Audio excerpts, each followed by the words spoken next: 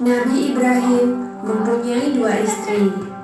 Istri pertama bernama Sarah dan istri kedua bernama Hajar.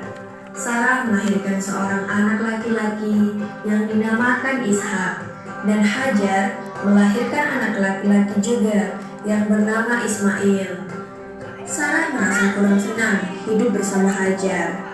Berkali-kali ia meminta kepada suaminya agar Hajar dan anaknya dipindahkan ke tempat lain. Akan tetapi, Nabi Ibrahim tidak segera menurutinya.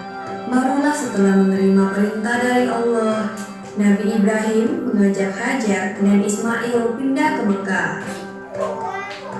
Ismail yang masih menyusu pada waktu itu terpaksa harus mengikuti kedua orang tuanya menempuh perjalanan yang begitu jauh dan melelahkan. Hajar dan Ismail ditempatkan di daerah padang pasir yang tandus, sunyi, dan terik matahari yang menyengat kulit.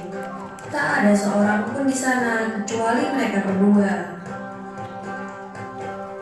Setelah beberapa tahun Nabi Ibrahim alaihissalam meninggalkan anak dan istrinya itu, ia pun merasa rindu.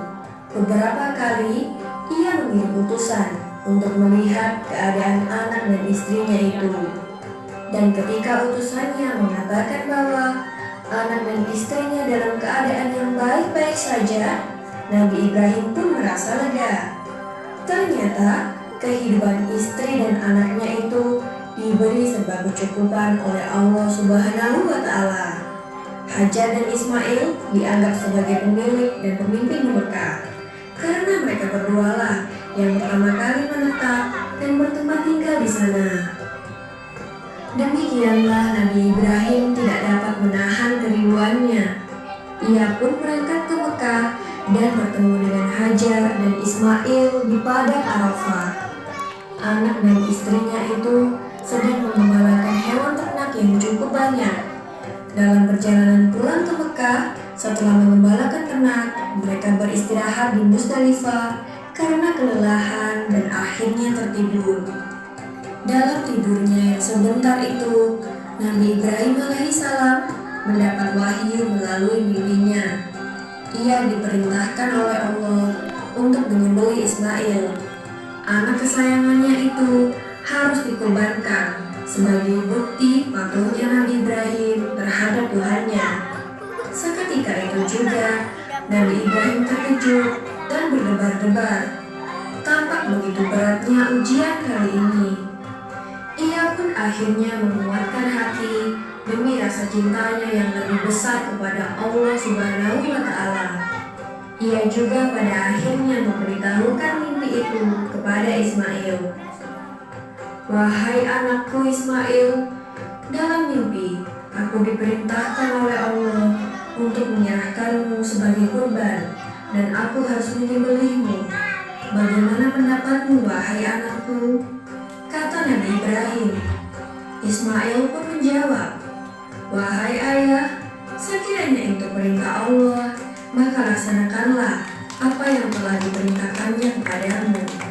Aku akan tetap sabar dan ikhlas menerima cobaan ini."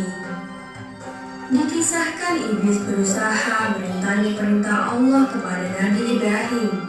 Berkali-kali iblis membujuk Nabi Ibrahim agar tidak melaksanakan perintah itu.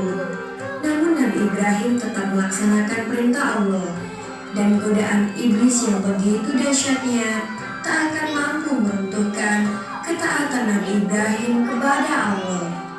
Nabi Ibrahim membawa Ismail ke atas bukit.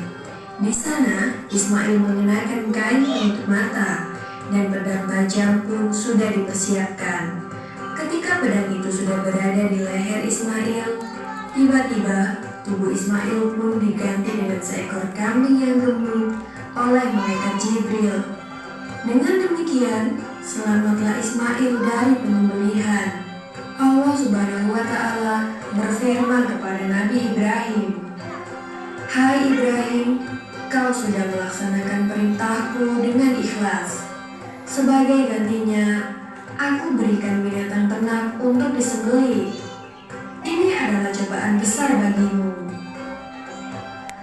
peristiwa itu terjadi pada tanggal 10 Dzulhijjah di Mina, dan sampai sekarang dirayakan seluruh umat muslim sebagai hari raya Idul Adha.